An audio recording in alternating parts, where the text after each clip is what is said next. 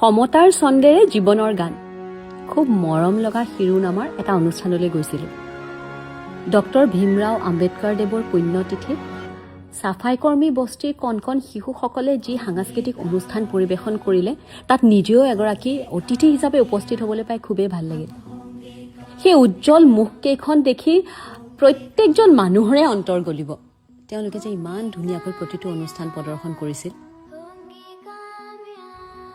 আৰু যিসকল উদ্যোক্তাই দিনে নিশাই কষ্ট কৰি ইমান বছৰৰ পৰা একেৰাহে লাগি থাকি তেওঁলোকক ইমান পাৰ্গত কৰি তুলিলে, তেওঁলোক প্ৰত্যেককে মই ধন্যবাদ জনাইছোঁ।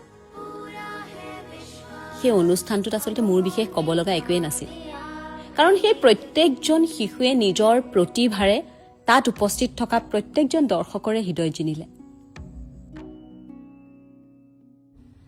জাতি, ধৰ্ম, বৰ্ণ নিৰ্বিশেষে প্ৰত্যেকজন মানুহে যাতে সসন্মানে সমান অধিকাৰ লৈ মানুহৰ মাজত মানুহ হিচাপে জীয়াই থাকিব পাৰে, তেনেকুৱা এখন সমাজৰে কামনা কৰোঁ।